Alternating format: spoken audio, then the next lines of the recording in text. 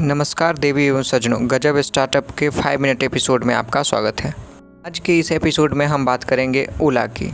हमारा पहला सेगमेंट होगा ओला क्या है। दूसरे सेगमेंट में बात करेंगे ओला कहाँ की कंपनी है और कहाँ कहाँ है। तीसरे सेगमेंट में ओला के फाउंडर और डेवलपर के बारे में।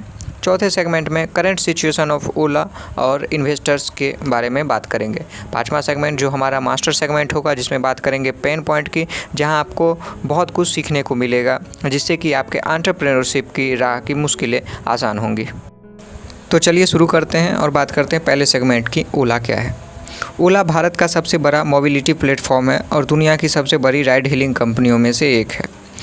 ओला ऐप ग्राहकों को ड्राइवरों और बाइक की एक विस्तृत श्रृंखला, ऑटो रिक्शा, मीटर वाली टैक्सी और टैक्सी से कनेक्ट करके ट्रांसपोर्टेशन का सॉल्यूशन प्रदान करती है, जो सैकड़ों लाखों उपभोक्ताओं और 1.5 मिलियन से अधिक ड्राइवर भागीदारों के लिए सुविधा और पारदर्शिता को सक्षम बनाता है। Ola cabs ride sharing company जो कई सर्विसेज प्रदान करती है, जिसमें peer to peer ride sharing, ride service hailing, taxi और फूड डिलीवरी भी शामिल है। अब हम दूसरे सेगमेंट की बात करते हैं, ओला कहाँ की कंपनी है और कहाँ कहाँ है। ओला इंडियन ओरिजिन बेस्ड कंपनी है। इसका मुख्यालय इंडिया के बेंगलुरु में है। ओला भारत सहित ऑस्ट्रेलिया, न्यूजीलैंड और यूनाइटेड किंगडम के 250 से भी अधिक शहरों में अपनी सेवाएं प्रदान करती है।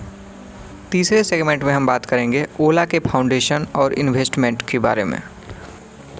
ओला 3 दिसंबर 2010 में भाविश अग्रवाल के द्वारा शुरू की गई थी। ओला कंपनी के फाउंडर कम सीईओ भाविश अग्रवाल हैं और सीटीओ के तौर पर अंकित भाटी हैं। अक्सर ऐसा देखा जाता है कि किसी भी स्टार्टअप के जो फाउंडर होते हैं वही सीईओ भी होते हैं, तो इस कंपनी के साथ भी वही है। कंपनी के सीटीओ के पोस्ट पर अंकित भाटी उनके साथ दिसंबर 2010 से ही हैं।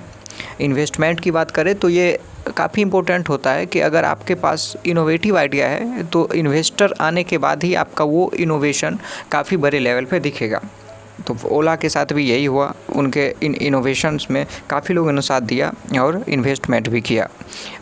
वेल नॉन इन्वेस्टर्स में शामिल हैं जैसे apart from matrix, tiger, SoftBank, R&T associates और रतन टाटा, और भी बहुत इन्वेस्टर्स आए और उन्होंने ओला में इन्वेस्ट किया। चौथे सेगमेंट में हम बात करेंगे ओला के करंट सिचुएशन और सर्विसेज के बारे में।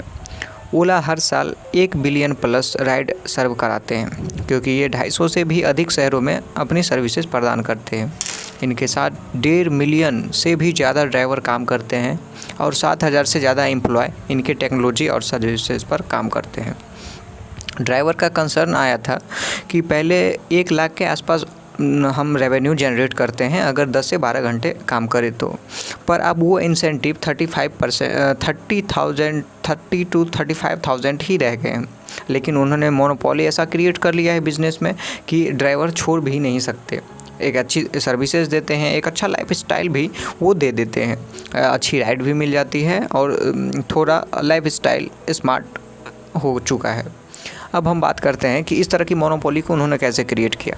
जिन ड्राइवर्स के पास पैसे नहीं होते थे एक कैब खरीदने के लिए, ये एक एग्रीमेंट करते थे जिसके तहत वो EMI पर इनको कार दिलवाते थे और ओला ज्वाइन करवाते थे और एक अच्छी खासी इंसेंटिव स्टार्टिंग में देते थे। जब इन्होंने अपने प्रॉफिट पर वर्क किया तो वो इंसेंटिव काफ़ी कम कर दिए, लेकिन मोनोपोली ऐसा क्रिएट था कि कोई भी ड्राइवर छोड़कर नहीं जाता। अब हम बात करेंगे 5वें सेगमेंट की, जो कि मास्टर सेगमेंट है, पेन पॉइंट्स। इसमें हम बहुत कुछ सीखेंगे, जिसमें कि आपकी एंटरप्रेन्योरशिप की राह की मुश्किलें लगभग आसान होंगी। बात करेंगे कि ओला कैसे बड़ा बना, या ये स्टार्टअप इतना बड़ा बिजनेसमैन $10 बिलियन की कंपनी कैसे बनी। तो एक बार ऐसा होता है कि भाविश अग्रवाल कहीं सफ़र पर जा रहे होते हैं और वो रात का समय होता है। एक्चुअली होता ये है कि जब वो जा रहे होते हैं तो रास्ते में ड्राइवर के साथ उनकी रेट को लेकर कुछ झड़प होती है। ड्राइवर उन्हें आधे रास्ते जंगल के रास्ते में छोड़ते हैं और वो वापस आ जाते हैं। भाविश अग्रवाल पैदल ही अपना सफ़र तय करते हैं और वो सोचते हैं कि इस तरह की कोई क्यों ना सर्विसेज लाई जाए जिससे कि लोगों को रेट फिक्स रहे, टाइम फिक्स रहे, टाइम के अकॉर्डिंग चाहे जैसे भी हो उनका फेयर फिक्स रहे और इस तरह की सर्विसेज या बदसलूकी उनके साथ ना हो। फिर उनके दिमाग में आइडिया आया, उन्होंने अंकित भाटी से संपर्क किया जो कि टेक्निकल ऑफिसर हैं और इस तरह से ओला की शुरुआत होती है। सीखने योग्य पेन पॉइंट्स इसमें ये बातें हैं, हम जानते हैं कि आवश्यकता ही आविष्कार की जननी है और ऐसा ही होता है। ये छोटी मोटी बातें जो हम सोचते हैं, जो मैनकाइंड के छोटे छोटे प्रॉब्लम को एक इनोवेटिव तरीके से सॉल्व करता है, वही स्टार्टअप काफ़ी सक्सेसफुल होता है। यहाँ भी वही हुआ। यहाँ का पेन पॉइंट्स ये था कि गाड़ियाँ भी हैं, ड्राइवर्स भी अवेलेबल हैं और कंज्यूमर भी बहुत ही अधिक हैं, कस्टमर भी हैं, सारी चीज़ें हैं। अब इनमें मोनोपोली एक इकोसिस्टम क्रिएट करना था, जिन्होंने एक मोबाइल ऐप के ज़रिए, वेबसाइट के ज़रिए भावेश अग्रवाल ने कर दिखाया और आज ओला बुलंदियों को छू रहा होता है।